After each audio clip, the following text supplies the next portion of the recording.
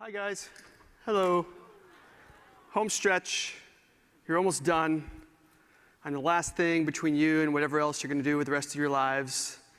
I will handle that with great care and responsibility. The first thing I want to talk about before I talk about championing ideas is to ask a different question about design and engineering in the large. I am going to give you very practical advice about how to be a champion of whatever ideas you had at this event, or any ideas you have in the future about designing things or building things, and when you're dealing with other people. I will give you practical advice, but the first half of my talk is more philosophical to set you up for the practical advice to make sense. And the first thing I need to talk about is this word design. It's probably the most frequently used word, or one of the most frequently used words at this event. I didn't keep track, but I am sure it has come up almost more than any other word. And as a writer, I primarily make a living as a writer these days. It's always fascinating to me when a word gets used that often without anyone taking the time to sit down and think about what it means.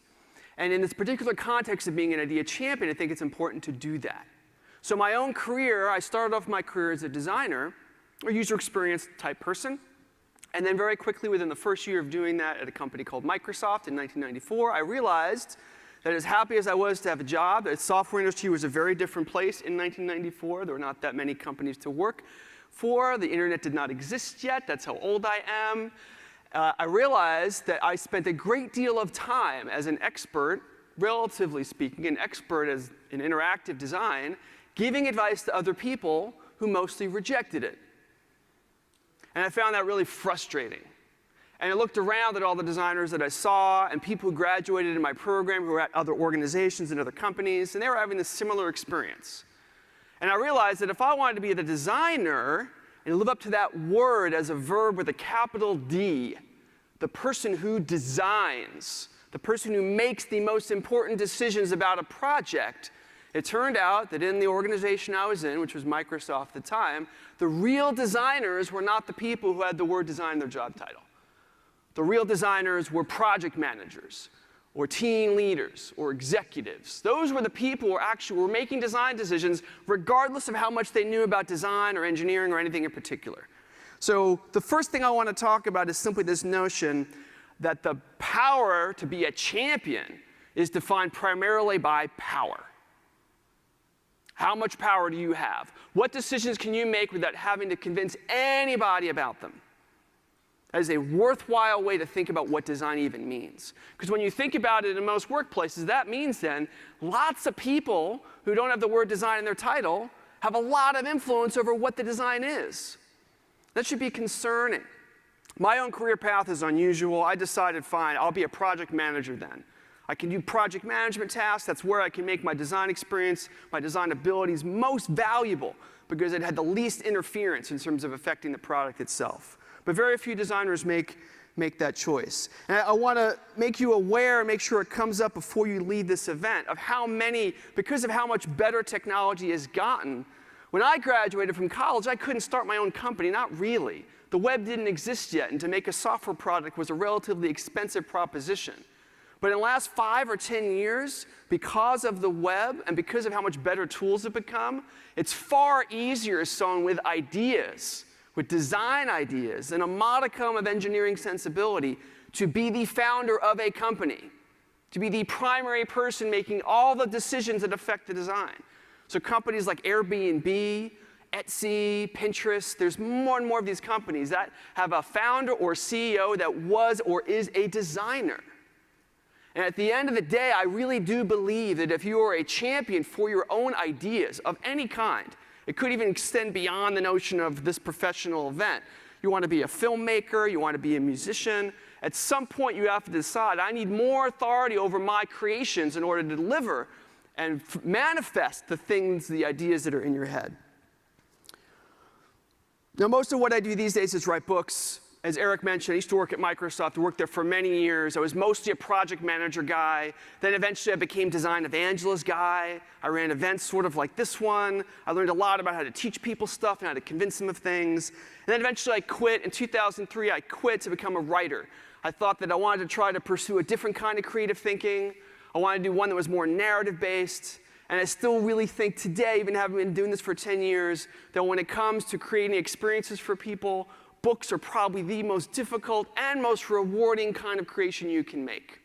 In this field, in design, think about interactivity, everything's about seconds. Can we keep people's attention for 5 seconds, 10 seconds, 12 seconds? That's like a tremendous accomplishment.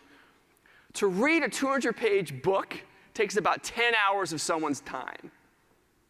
That's the job as a writer, the way I look at it. As a designer, writer, user experience person, I have to keep someone's attention for 10 hours.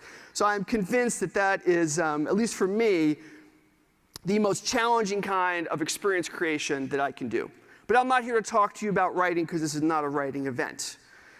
I do want to talk to you about the experience of this event. It's kind of unusual at a conference to have the last speaker tell you how to get value out of the conference. I think that's really strange, especially for design or user experience related events.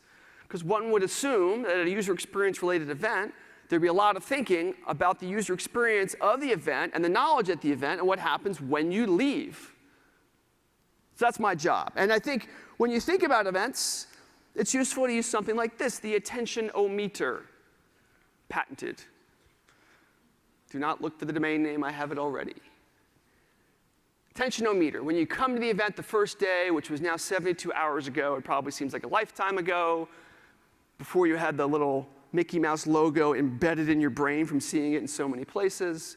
72 hours, your attention, your interest in what was going on here was at its peak, maximum. And you were talking to people, you're paying attention to all the new people around you, maybe see some famous NASA-type people, famous celebrities in the audience, and your attention is really high. The second day, there's a party at maybe the social peak of the event. It's the midpoint, the apex. And now little by little, your attention is getting harder and harder to keep. And eventually you feel yourself getting sucked back into the world that's not at the event. You spend all this money, all this time to come here, and then little by little, your attention is drawn away to somewhere else. And you start thinking about stuff like all the email that's behind that you haven't been dealing with because you've been here, and there's this power that just sucks you now, all your energy is out of the room. And in fact, a lot of people, I'm looking around now, a lot of really lame, silly, unfortunate people have already left. Boo! They're going to miss out on all this important stuff about how to get value out of all these things. So anyway, by the time you reach the end of an event, if you made a diagram of it, it looks something like this. You're starting to go down, and then on the last session, when the last session is over and the event's over, what's going to happen? And my job for you is to make it go something more like this. That you get a bunch of suggestions and ways to think about stuff that's going to carry you forward and prolong the value of your experience. So I have 5 points for you. That was the first one. I have 4 more. And again, the first 2 or 3 are more philosophical. The last couple are very practical and tangible. So my second point for you has to do with connection and this idea of championing things. And we have a lot of romantic ideas around that word, that a champion is this powerful leader figure on a horse running forward at the front of the line, and it's going to just run everybody over who's in their way and make great things happen. I am convinced that being a champion is certainly about creative matters, about developing an idea, convincing someone to do something differently, getting a new concept actually built and launched into the world. That's a social process. And part of what makes champions people who you might identify as heroes in your own organizations or in your own histories, the stories that you know, people you'd identify as champions, I guarantee you part of what made them successful at being leaders with ideas was their own social network, who they could go to and get advice from. When in a difficult situation, who they could call on the phone or send an email to and say, hey, Sally, I'm in this situation, I'm trying to convince my boss of this thing. I think you told me you did this once before. Can you call me? Can we talk for 5 minutes? It's a social network that helps make champions of ideas champions. And how do you build a social network? How do you extend and collect more people who you know and relate with? At events. Events like the one that you were at. The sad thing about this observation, assuming you agree with me, is that we have about 35, 40 minutes left of the event. When the event is over, the window of opportunity for you to build that network. And not in a negative sense, it's how many and event apart followers you've made, but in a sincere sense, people you met, you had a conversation with, that 2 months from now, if they called you or you called them to ask for advice, you'd say, yes, that window is closing. And whenever I bring this up, people tell me, well, Scott, what's the app that you use for making social connections? What tool, what secret tool is there? You seem to know a lot of people, and you tell these stories like you have all this advice. Like, are there any tools you've heard of that you can use to connect with people that you've met at events? As if there's some secret thing in the tool. I am convinced. One of the books I wrote is about the history of innovation, something I've studied for a long time. I wrote a book about it. It's still a deep interest to me, about the misnomers, about what that word means, and the stories about how great things have been invented. I am convinced, given that knowledge, that we live at the peak moment for social networks, for this to be a new and developing fascination. There are more tools for social networks that you can get for free on your app right now if you get bored listening to me than ever before in history and probably ever will again. And the challenge of building a social network is not technological. It's not a technological problem. The reason why I or Zeldman or someone that you know that you're like, there's a great social network, it's not because of the app they use. It's because of what they do, what they choose to do when they meet people. So I want to give you a couple of things to think about. The first is this notion of a half meet. A half meet is a person at an event that you sort of met, like they were in line at the buffet in front of you and you joked around a little bit, you made some user experience joke or engineering web development joke and they laugh, you talk for like a minute, and then you kind of went your separate ways. But that could have been someone who, if you met them again at the event, you might have had a longer conversation, exchanged contact information, boom, your network just grew. But when the event ends, the possibility of that second meeting happen is gone. Second thing I want to make you aware of is the half hook. This is a person you almost hooked up with at an event.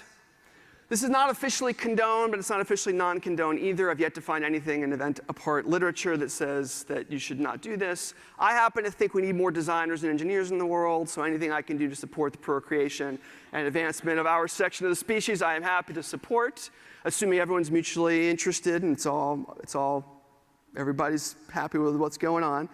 Half hook. So what I want to do is I'm going to play a little exercise with you. Anyone know what movie this is from? A few of you. Oh, I like you guys. I have shown this slide at many events and gotten they think it's just a business card. Anyway, I'd like to do something that's going to involve some interactivity. I apologize. Most of these things seem kind of silly and cheesy, but I will tell you why it was worthwhile when we were done. So I would like everyone to stand up, please. Everybody stand up. Everybody stand. You probably need some more exercise. You've been in a Disney-centric environment for 3 days. Your body's dying for it. Stretch. Put your arms up to the sky. Look to the person to your left. If you don't like the way that they look to the person to your right. Very good. OK. Now, if you did not bring any business cards with you, sit down. OK? All right. If you brought business cards with you, but you are now out of them, sit down. OK? You guys either planned really well or like you brought one and you met one person. I don't know what that means. All right. So for the rest of you, this should mean, if my understanding of logic is correct, all of you standing to have at least one business card of your own left, take it out. Take it out proudly.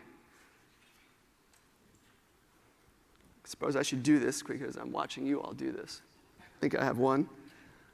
Otherwise, I have to sit down, which would be very embarrassing as the speaker. That would not work very well. Yes, I do have a business card. OK. So now, find someone near you holding a business card and exchange business cards with them.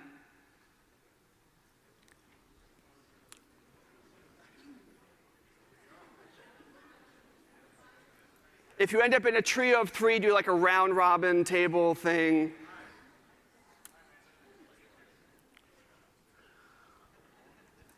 Anybody not find a partner? Because I have a card. If someone's alone, they didn't want to leave anyone stranded.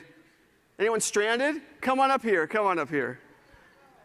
All right, multiple stranded people. OK, I got many cards. Here you go, sir. You got 3 left. 1 for me. Excellent. You're welcome. Nice to meet you, Megan. Okay, so one of the reasons why we are obsessed with social networking tools, we want to get over this little social curb, this little bump. Oh, you can all sit down now, by the way. Thank you for participating. I'll explain to you what you just did. You have a magical story. I've helped you tremendously in your career. I want 1% of your revenue in the future, all of your earnings, because of this little tip this little thing I just helped you do. One of the reasons why, no matter how old we get, it's still socially awkward to talk to people you don't know, even at an event like this where you are self-selected to be with people who are like you.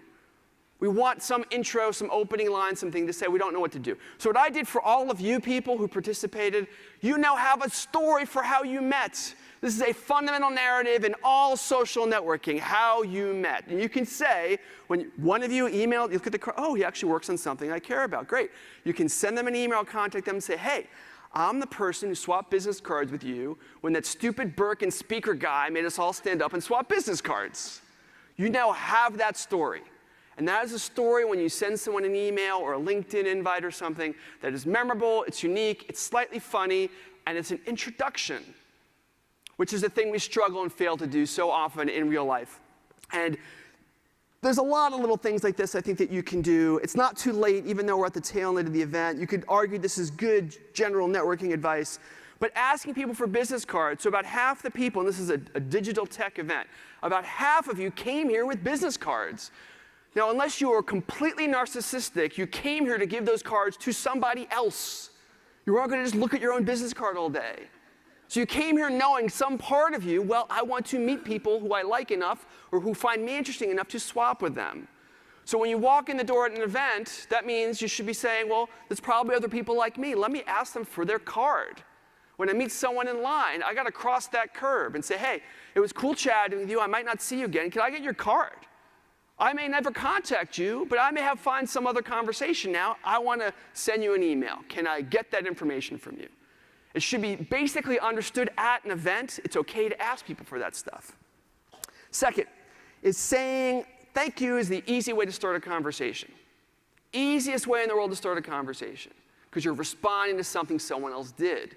So you see someone ask a good question at a session, you overhear a conversation, you like something someone said, someone posts something on Twitter, for the Twitter feed for the event, respond and go, hey, thanks, I really appreciated that. That is the easiest way to start a conversation because it's all on beneficial terms. You're saying, I like what you did.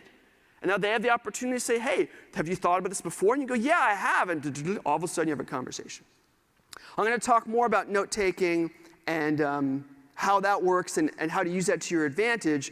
That's another reason why at an event, if you do take notes, you want to be posting them during the event. That's something that people can thank you for. And then when they thank you, that's an invitation for you to find out, well, who is this person? Do I want to follow up with them? Yes. And now there's this acceleration. You've gotten over the curb, this basic introductory curb, and you can possibly develop into a professional relationship. The last thing I want to say is I've been looking at the Twitter feeds, and I think that not enough credit goes to people who tweet. Not everyone, I'm not a huge Twitter fan. I think it has certain advantages at events like this, where you're with a bunch of people who you want to get to know, and you're looking for a safer way to figure out who is who. So people who tweet create that opportunity. You see their commentary, you can respond to them. People who say, hey, do you want to go? Who wants to go out for dinner tonight? All that stuff I think is great. And so using the hashtags.org website, which tracks all this stuff, the 5 people who tweeted most often were Shannon, Becca, Sarah, D.I. Traveler, and David. Can you guys stand up if you guys are here? Any of you here? Yes? 2? Yes, in the back. Awesome. Can we give them a round of applause, please?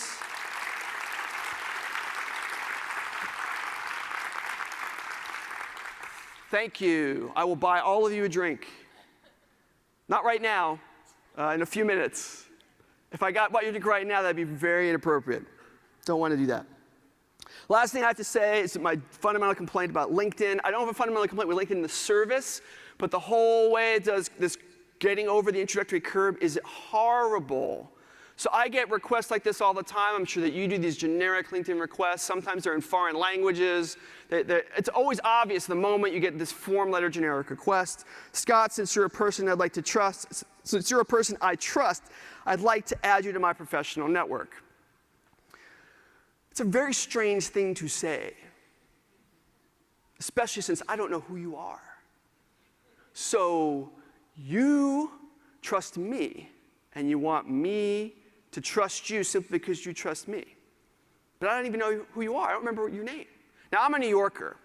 If someone comes up to me and says, I trust you, do this for me, I'd be like, no. Delete. There's no way. This is totally generic, and it defeats the whole notion of getting over that curb. I think LinkedIn serves a perfect purpose. You don't want to make connections with people on Facebook, but you want to make some connection with them, sort of like having their business card. But this is an insult. This is purely, when I see this, I think, this is someone who's I am so important to them, they trust me so much and value me so much, that I'm getting a generic form letter as the way to make that connection. It doesn't make any sense. They could say, hey, Scott, I saw your talk at an event at Port Orlando. I thought it was really good. I had some questions about when I asked you. Can I connect with you on LinkedIn so I can ask you those questions? Sure. That's a perfectly legitimate use. I know who you are. I know why you care who I am. And I like asking questions. Most speakers do. Great. They took 20 seconds out of their busy day to make that connection. If you're not willing to take 20 seconds out of your day to write a personal note to someone that you're trying to build a network with or build a relationship with or rapport with, that's just a contradiction philosophically. It means you don't really understand what it's like to be on the receiving ends of these things. My last bit of philosophical, this is a little bit more tactical actually, but it's in this philosophy of trying to keep stuff going. Is what goes on in an event is sort of it's a tribe. It's sort of like summer camp for 3 days of people who come together who want to share in a certain kind of experience. And I've discovered over the last few years that it's very easy and simple with a tiny bit of organizational logistics to replicate a mini version of events like this on your own, wherever you live, whoever you work with in your town or your city or even in your company. There's a group that started called UX Happy Hour.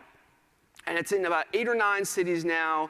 I'm one of the co-organizers of the Seattle one. And the events are great, I think, because there's no pretense. There's no agenda, there's no sponsors, there's no lecture.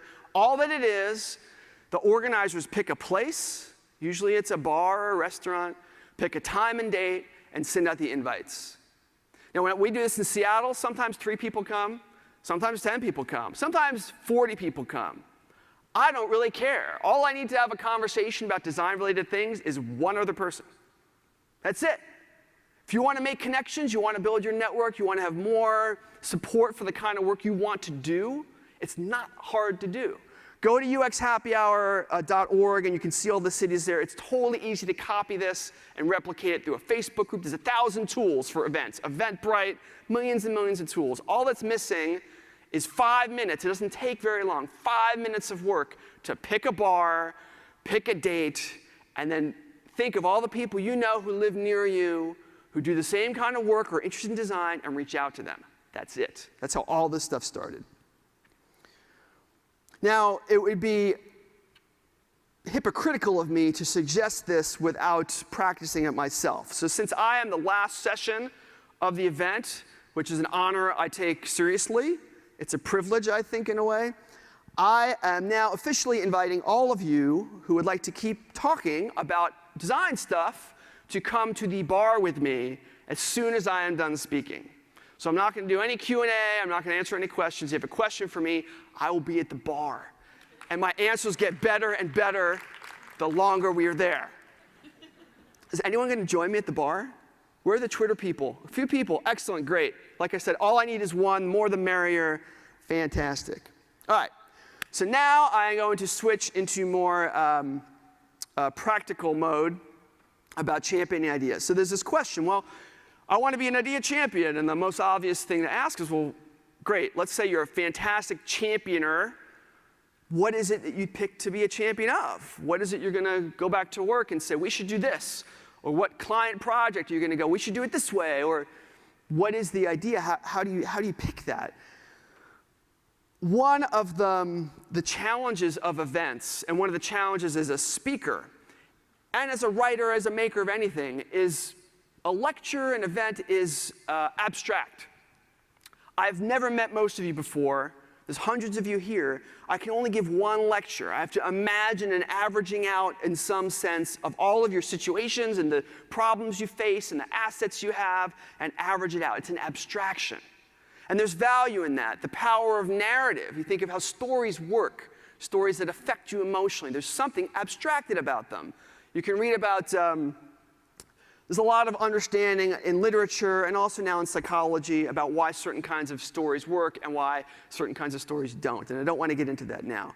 Where it matters, though, is that your lives are specific. And that's one of these things that's challenging about leaving an event and going back to work, going back to your daily life. At an event, you may hear someone talk and say something that really affects you. That you hear something, it's like an epiphany for you. You're like, wow, I never thought about this that way before. That's the best thing I've heard at this event. And you write it down. And it's still in the abstract, though. You don't know when that's going to be useful to you, how you're going to apply that. But in the moment, it feels amazing. It feels amazing. Being inspired feels amazing. But going back to work now, it's specific. What am I going to do today? What projects am I working on tomorrow, next week, et cetera? So the best way in all of the studies I have done, both as a speaker and a former event organizer, to deal with this has to do with how you record what goes through your brain. And this is about memory and note-taking. One of the most devastating, shocking, horrible things that we've learned about the human species in the last 30 years is that our brains kind of suck at remembering stuff. And at the same time, our egos are fantastic at pretending not to know that we suck at remembering stuff. So we have this huge contradiction in our brains. We think we remember stuff, but we don't. Memory is a disaster. If you read about eyewitness testimony, the history of eyewitness testimony, I mean for like murder cases and car accidents, it is validated again and again how lousy eyewitness testimony is for events that occurred just a few minutes ago. Our memories are really bad. And you've been through 3 days now of talks that are dense, and they're good talks, but they're a lot of information, and you have all this stuff, your brains cannot handle it. No one's brains could. So you need some other system. And it's not too late to apply a system. There's this thing that I call min-max note-taking. Minimum amount of effort for maximum amount of value. And it's very, very simple. We were all taught, at least looking around, I am probably somewhere in the middle age range. I'm 42. I went to school, in the 70s.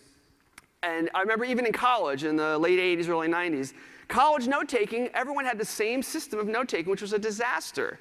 The professor would go up with their notes for the class. They'd write them on the board. Then I'd sit in the audience and write the same thing down on my piece of paper. It's like the professor was sort of a Xerox machine with chalk being paid lots of money for me to basically copy his notes for him. It makes no sense whatsoever. There's no cognitive benefit necessarily from writing down everything somebody says.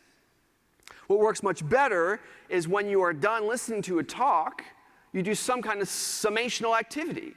What are the 4 or 5 things I got out of that? That could be anything. It could be a quote you heard, a reference. It could be a fact that you liked, a quote that's inspiring to you. It doesn't matter what it is. There's no shape or size or rhyme or reason. But for every talk you hear, you go and you make that list. So the basic theory is simple. You're not going to remember very much about this event in a week. You're going to remember even less than a month or 3 months. You're probably not going to return to the slides. Maybe you will, but you probably won't. And even if you did, the slides are primarily designed, we're at a design event, they're designed to be artifacts to help the speakers convey what they're speaking about to you. They're not designed primarily to be a reference for later. It's a whole other problem with public speaking and presenting. So what does that mean? Well, that means that there's something you need to do today, or maybe tomorrow when you're traveling home, assuming you have a long flight or a drive or something. My recommendation is this: 5 bullets per talk. That's it. 5 sentences per talk. It could be anything. It could be links. It could be references. Does not matter. When you put that together, every talk you go through every talk that you attended, 5 points. And for some, you may not come up with any. That's fine. That meant that maybe you had a good snooze. That meant maybe the talk was really interesting in the moment, but it didn't last in your brain for very long, not for any particular reason. Again, our brains are sieves. Lots of stuff goes through them we can't remember. Maybe that means that's a talk you should go back and look through the slides, because you think in your brain that you got a lot out of that talk, yet you can't articulate what 3 or 4 of the points were. Little test for yourself then of what your perception of the talk's value in the moment versus your perception of the talk's value the next day or a few hours later. Now, this serves a secondary purpose. As a designer kind of person, I love stuff that gives you benefits for free. If you go and write up that set of notes, that's something you can post on Twitter. Hey, here's my quick min-max notes from AEA, an event apart, Orlando, which feeds the loop of the social networking problem. People look at your notes and go, hey, I totally forgot about that point that Karen made on her talk, the PDF thing. I forgot about that. Thanks for reminding me. Conversation forums. Why? Because you put something out in the world based on your interpretation of what happened at the event, and on and on and on it goes. Second, assuming some percentage of you, your employer, your client, someone else other than your own pocketbook paid for you to be here, most of them want to see some artifact that you're coming back with. This is the perfect artifact for that. It's short, it's summational, and it's an invitation to them to say, here's the high-level summary of what I learned. I have a lot more thoughts on each of these subjects. If you skim through this summary and you're curious about anything, ask me. I have the slides. I was there. Boom. Solves 2 or 3 problems all at once. Luke, who is one of the speakers, I think either this morning, he has this great habit of taking notes. He's one of the speakers, and he does stuff like this. So at many of the events he goes to, he writes up a quick sheet of notes. He often does it in real time or right after he listens to a talk, and he puts it up there and tweets it, and it engages the conversation, starts things going. So that's tactic number 1 about what are the tangible ideas that you want to hold on to and remember. The second thing is a little bit more elaborate than I would personally use, but some people this really helps a great deal, is to make a simple table. Table with 3 columns. 1, lesson learned, or the thing you remembered from the talks. 2, the problem it can solve in your organization. And then 3rd, who are the actual people in your organization who have that problem? So you take your list, each talk, 5 bullets. Put it in, that fills your left column. All the stuff you think is important. Now you got to go and say, well, of all the stuff I think is important, does this actually matter in my world at the moment? This is an easy way. It won't take you very long. You could go through each one. Yes, I know exactly the project that they need to hear about this, or the person. And now you have a table that gives you this nice view about all the things you think you learned and how to directly apply them or not. Now, unavoidably, you will have gaps. There'll be stuff in here that does not apply. There's nothing wrong with that. That does not mean that coming here was a mistake. As it is with learning, we don't know precisely when a lesson or something that changes our view of the world or the view of our work, when that's going to pay off tangibly. It could be a project a year from now or 2 years from now. When you're like, oh yeah, I remember I heard a reference for a book. Okay, yeah, I guess you got to go through my notes and find the thing. There's no, hopefully, at a good event like this one, there'll be stuff that resonates with you for a long time. So don't feel bad if there's gaps. But that is a way maybe to filter and think about the difference between what feels really exciting and interesting in the moment versus what really has value in solving the problems you face or that the people that you work with face. So now I have to tell you my obligatory Disney story. I think almost every speaker has snuck in some kind of Disney reference or story. So this is someone's been doing like a bingo game with an event apart Orlando speakers, Disney reference. You're about to get ready to check mine off. So in the history of ideas, and I mean this broadly, the making of the Eiffel Tower, the invention of the airplane, invention of the light bulb, the grand history of ideas. We like to romanticize how ideas become things in the world. The general romanticization, not even sure that's a word, but I'm a writer, so I can make up my own words. Shakespeare made up hundreds of words, by the way. Not that I'm comparing myself to him, just I can make up 1 or 2 per presentation, and not have anyone complain. The basic way that people like to romanticize idea development is something like this. You get the idea, you're in the shower, You're going for a run, get some idea, your subconscious bubbles something up for you into your conscious brain. You get an insight. Well, you just go build it, ship it, and the world loves you. That's the whole story. And we like to further romanticize our heroes, that somehow the Steve Jobs and the Disneys and the Edisons and the Fords and the Bezoses or whoever your current creative hero is, we like to imagine that they just come up with the idea and then just do the thing. I have yet to find an impressive story of an idea being manifested in the world that wasn't filled with rejection and heartache and struggle and strife and arguing and debate. Making stuff in the world is difficult. Innovation is romanticized after the fact. After the fact. When you come across with an idea that forces people to change how they think or how they do their work, nobody, this has come up earlier today, this theme about rejection of new ideas. Everybody loves creativity in the abstract. Everybody hates it when it changes how they have to do stuff. So my story for you, I mentioned it's Disney. Before World War II, Disney had the idea for Disneyland. It was an idea that developed over time. He thought he should create this place where parents and children could have fun together. He was a filmmaker at the time. That was what most of his wealth was built on. So they had a film studio. Sometimes they did tours there. He was trying to solve this problem from a bunch of different directions. Eventually, he arrived at this idea for making a park. Started out as a small park. World War II hits. He had more time to develop the idea, which is a problem many of us face when we spend too much time developing the idea in the abstract in our brains. It gets bigger and bigger and bigger and bigger until it becomes impossibly large.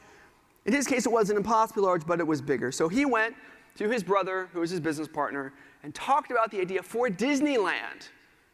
This was Disney. Like today, we think of Disney. This is the progenitor of the idea of the amusement park, at least in the Americas.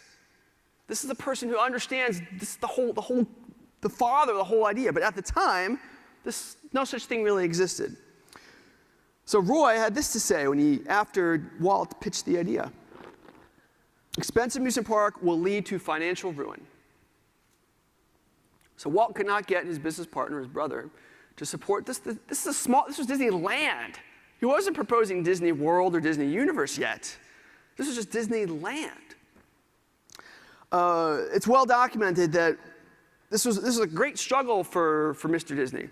He said himself he couldn't convince people that this was feasible because it was based on something they hadn't seen before. It was an idea, which is what all of us face when you're dealing with something. The bigger the idea is, this is another weird thing that drives me crazy about innovation. Everyone goes, radical, game-changing, breakthrough, the bigger the idea is, the harder and harder it is to get anyone to think you're not crazy. The things that get shipped and get launched are way more tangible.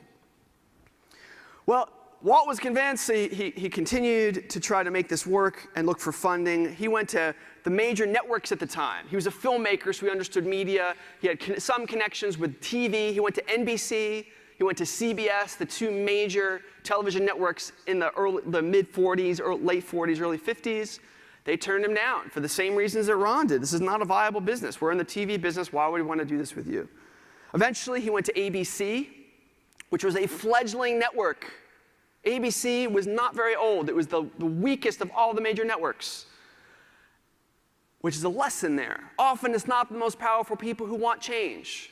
It's often not the CEO or the founder of a company. They have all the power already. It's often people who are hungry that are interested in change. They're interested in someone who can champion an idea. They want to help make things different. It's not going to be the front runner who's most interested in doing something new. ABC eventually said, yes, we'll partner with you, provided two things. We get some of the profit sharing from the actual park, and you agree to do a TV show on ABC's network, which is something networks had wanted him to do forever. And Disney didn't want to do it. It was a sacrifice he made to get the funding he needed to follow this dream. A lot of the story of both Disneyland and Disney World, I'm not going to give you a complete history, and some of you may know a lot more of the history than I do. But it is a story rife with these sorts of struggles that have nothing to do with the idea itself. There's nothing to do with, this is Walt Disney, he was a legend in his own time, and he couldn't get backers. That means there's some intangible, essential element to championing ideas and being a leader for change. There's something essential there that we have to accept and see as part of the skill set we need if we want to be champions ourselves. So that's a story that leads to Disney World. It wasn't just this simple thing. It wasn't just this wealthy, well-respected visionary guy just deciding, hey, yeah, we'll buy that land and we'll go do it. It was a complicated, long struggle. So let me come back around to this romantic notion. We like to think you're brilliant, you have followers, you have fans, you come up with the idea, you just go build it, you ship it, and everyone loves you. Story of Disneyland being one example, but I'm sure you can think of many others. Well, you get the idea. That's great. Now you got to, before you can build anything, you got to convince the person who has the power to build it. Maybe that's your boss, maybe that's your client, maybe that's your coworker, maybe if you're a designer, that's a developer, maybe if you're a developer, that's your designer. There's somebody you got to convince. To be the champion, it's the convincing. And then the story goes on. Maybe you can build it, but you can't ship it yet. There's a different gatekeeper for shipping. I worked at Microsoft, which is a big company. I also worked at Automatic, the makers of WordPress.com, which is a small company. Every organization has its own set of gatekeepers, and they're not always aligned up together. Sometimes you can get permission to build stuff, but to ship it to the world, that's almost another department. Another person to convince. Look, we built this. It's good enough to go out the door. And it can go, I think it goes on and on and on. Sometimes you're convincing marketing executives. Sometimes you're convincing, you could argue at the end of the day, even if you build a thing, you then have to convince people to buy it or to use it, which is a marketing problem, but still, it's still convincing. So you tie all this up together, and what's the secret key variable in all of this? The variable is not romantic. It's not exciting really in any tangible way. It's not about creativity directly. It's something else. It's this, I don't even want to call it, it's like personality. I think it's a willingness to do the hard parts of the work. The hard parts required to manifest an idea.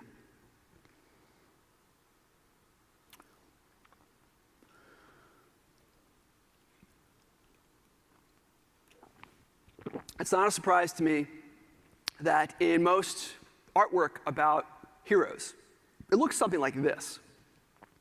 And you can see this in paintings of Napoleon or Alexander the Great. Central figure, muscular, best lighting in the whole area, up high, doing something noble, holding a sword, a flag, something.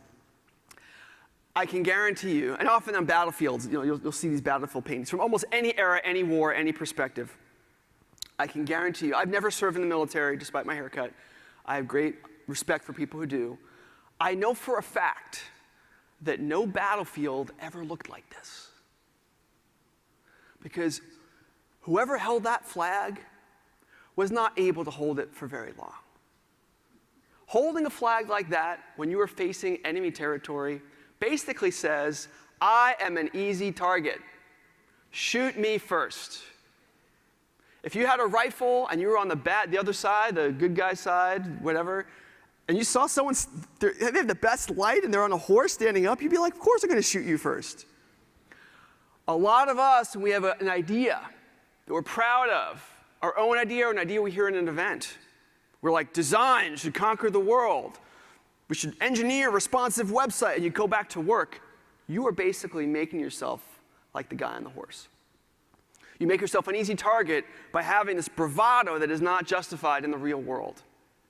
So I'm a speaker speaking to you. I'm one of 16 or 18 speakers. Up on stage, what we tell you makes complete sense.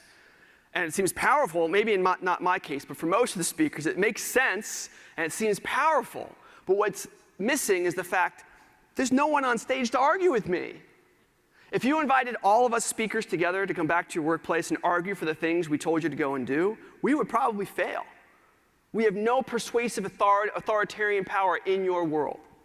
So it's easy to look at this as a romantic example. This is a champion. I think it's an easy target. That's the wrong way to think about champion ideas. It's a failed philosophy. It has never worked. Anyone in any organization has made change happen did not use that approach. Unless, like I said at the beginning, unless they worked hard to get enough power that they could just make decisions carte blanche without having to argue with other people.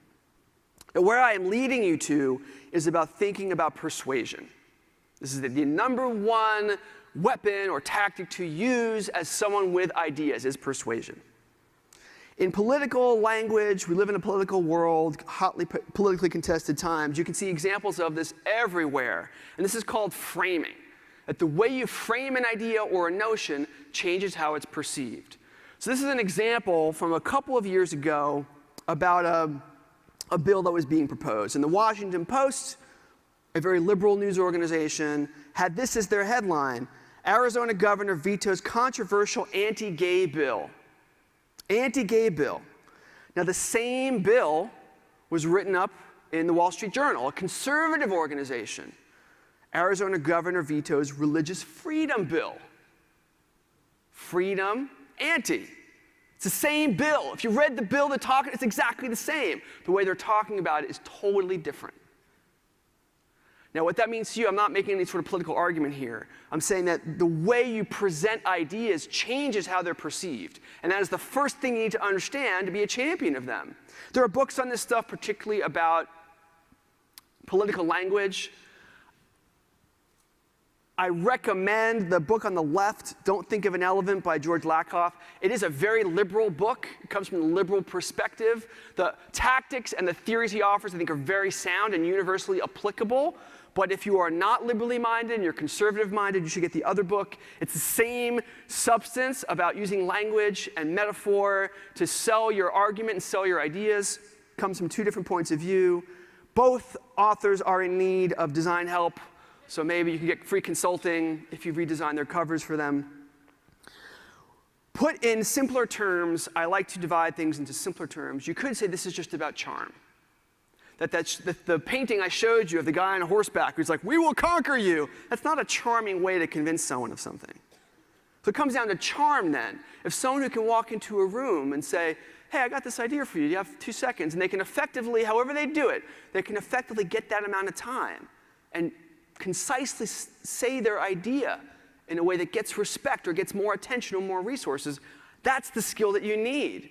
Or at least as a creative person, you need to know who on your team, in your group, in your management structure, who has that talent, and partner with them to help champion the idea with you.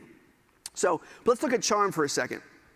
This is a design event. You guys are design thinkers, or at least engineering thinkers, which are very similar in my mind. What does charm mean? Well, charm is designed. It's not something that happens in the abstract. If I had a 3-year-old baby boy and a 75-year-old man, and I was trying to charm them to do something, my approaches to charming them would be very different. I have to say different things. My tone of voice would be different. The words I would use would be different. My body language would be different. So charm is kind of design. It's a kind of social design. And design, all good design, depends on context. The natural inclination we have as experts, so all of you are here because you are an expert, you're at an expert professional event, you're going to come back to your workplace and go, "I was at an event apart." You're an expert event.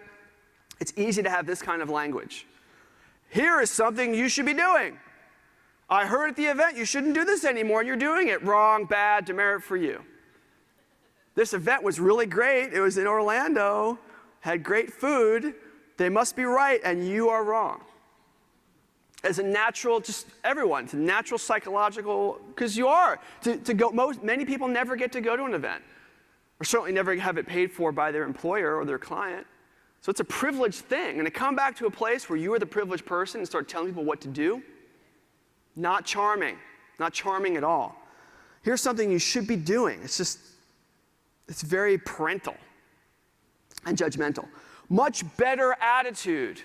Same idea you might have heard at this event, or idea you may have for a project you want to do. Same idea, different language. Here is something that will solve your problem. I don't mean that in like, it's your problem. I don't mean that in a negative way. I mean like, sincerely, like, I remember last week you told me you were having problems designing cross-platform. Well, I went to this event where they talked about ways around that. I have something that will solve your problem. There's no person in the world during their busy workday, if they get a message, email, phone, whatever, that says, "I have something that will solve your problem. Do you have a minute to talk to me?" Who would say no? We all want our problem solved for us. Now, the rub here and the work, the challenge, this gets back to the convincing part, is you have to know what their problems are. at the simplest level, and this is something I learned when I switched from being a user experience person to being a manager person. As a manager person, I was perceived as having all the authority. And I knew I had some authority, but really the authority was above me, but it didn't matter. People would come by my office, and they would pitch me all the time. I got this great idea. Oh, I got this great idea. Developer an idea. Designer. I could predict based on the job description or the job title a person had what most of the ideas they were going to pitch me on when they came to my office were going to be. It was very rare that anyone thought about me as manager guy. They wanted to pitch me to get resources from me. What were my problems? What's your boss's goal for the next month, the next year? Your executive's goal for the next year? Imagine if you could go into your executive's office or your next executive review meeting and say, I know your goal for the division next year is to reduce customer support by 20%. I have an idea that solves that problem. Boom. You now have earned yourself 3 minutes of time. And if those 3 minutes are done well, you've probably earned yourself an hour of time and then $100,000 of budget. Simply by framing and contextualizing your idea to fit the context of solving the problem for who has the power to design the thing you want to design. I feel like that little nugget should be taught in every design program, every engineering program in the world, because it's a fundamental social construction of how humans work together. People want their problems solved. And you can look at this 1,000 different ways. I mean, depending on what's going on in your organization or your clients, here's something that will increase revenue. It's a common goal. Arguably the most fundamental goal in a capitalistic business culture. Here's something that will save you time. Here's something that will make you smarter, better, or happier. These are things that if you can genuinely say it to someone, they will listen to you. That may mean that the way you vet all the ideas and lessons you learned from this event, or that you have on your own, differently, because some of them will be harder to make that argument for. I'm not saying that you had some idea for some web app you want to make, and you should go try to trick your boss into believing it's going to increase revenue. That's not what I'm saying. I'm trying not to have guile or manipulation here. It's about sincerely making that argument and thinking through whether you can. So that means you may have 5 or 6 ideas or 10 ideas you've gotten out of this event, and only a couple of them will fit this profile. That's fine. Start with one. I'm going to talk more about why you're going to be forced to start with one anyway. Another great question in any hierarchical organization. I don't know that I would ever say this directly, but it would probably be something I'd be thinking about if the person who I need power from was my boss or someone in management who I knew was very interested in getting promoted. I'd be thinking, what could I pitch them on that would sound to them like something that might get them promoted? That's also going to buy me another 30 seconds or another minute of their interest, which is incredibly leveraged if that's the thing that opens the door that wasn't open before. All right, this is my last point for you. So I hope you're thirsty or in need of an alcoholic beverage or a non-alcoholic beverage, because we're going to go in about 5 minutes. Okay. How to convince your boss. I mentioned earlier on about, this has been said a couple times, about how we all resist change. I do think this isn't always true, but it's counterintuitive and often true that people, once they have power, are no longer the primary advocates for change. They fought hard to get power, and largely their psychology is about keeping their position. I'm sure right now, all of you, if I asked you to stand up and switch seats with someone, you'd be like, what? I worked hard to get this seat that I like. I'm not going to get up and change just because you told me to. That basic conservative conservation of energy notion is true in the workplace, despite the hyperbola that managers and executives say about innovation. They mean the abstract idea of innovation. As soon as your innovation requires them to do something differently or puts some of their power at risk, the answer is very, very different. That said, I do have advice for you for how to convince your boss or your client or your coworker. The noun in this really could be anything, but boss is an easy one, to try something new. Only 5 or 6 pieces to this. The first one, which goes unsaid all the time, is be really good at your job. At least for like a week or 2 before you make the pitch. As a manager, as I mentioned before, I was perceived to have a lot of power, more power than I actually did. I got pitched all the time. one of the things in my head, and I could not really turn this off, nobody can because we are social creatures, the person walking in the door, pitching an idea, part of my evaluation of the pitch was my evaluation of them. Someone walking in the door who has pitched me on stuff before that was really good, and they're good performers, and they're reliable, and they've delivered before when they pitched me on stuff, way more leeway in what kinds of things I'm going to support than the coworker of theirs that is mediocre, a little unreliable, kind of sketchy, pitches way more ideas than they could possibly do. That reputation has a lot to do with what will charm someone into being interested. So, before you pitch your idea, you have to think, whose mouth is it coming from? Which leads to the second thing on the list. Sometimes the best way to get your idea developed or to get any momentum for it is for it not to come out of your mouth, or at least for it to come out of the mouth of you and someone else. Go into a manager, again, tend to be conservative, to go and say, hey, I got this crazy idea I heard while I was at Disney World. Versus, hey, me and Sally were talking this morning about a way to solve this problem that you mentioned a month ago. Once you mention someone else now, there's social proof. You had a meeting about it. All of a sudden, it sounds very different just because there's someone else involved.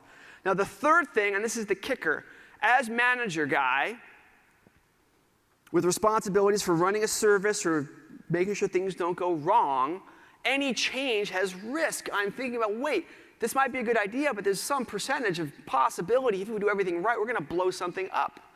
So any really good pitch, especially around engineering, design stuff, has to include some way to sequester the idea. To say, I got this idea. I just want to do it for 1% of our visitors. 1% will get this different flow through our shopping funnel. 1%, that's it, or 0.5%. And after a day or two, we'll look at the data, we'll come back to you and report on any way to sequester the idea. And this, right off the bat, you have solved the #1 easy out for a insecure manager to kill an idea. They'll say, because I said it a million times, that's a great idea, but it's just too risky for us to try, so don't bother. If you come with the pitch and you have that in there, it doesn't have to be complicated, but you're showing that you understand how the manager is going to think about it, how your boss or your client's going to think about it. That's enough to get over that little hurdle. Of course, you have to pitch it, and then once you do the thing, you have to do it really well. And the first time you pitch someone you've never pitched before about something creative or different or experimental, you want to be really careful about what it is, because you want to build a reputation for being someone who the things you pitch are worthy. You want to earn a reputation for that. So after you do this little project and it goes well, it's a small improvement, great. Now that a week later, a month later, you can come back and pitch something bigger. Pitch something bigger and more involved, more complicated. You've earned the trust from whoever, your client, your boss, coworker, that you are worthy of giving that much power to, of them lending that power to your ideas. So this is a much deeper topic. In producing this talk for An Event Apart, I wrote a much longer, long's the wrong word, I wrote a more comprehensive essay on this particular topic called How to Convince Your Boss to Try New Things. You can find it at bit.ly, Boss New Things. And we are here now. The question mark is gone. I'm hoping I've set you off on this nice little end trajectory.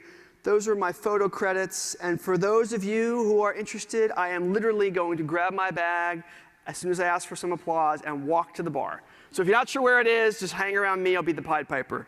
Thank you for listening. Thank you.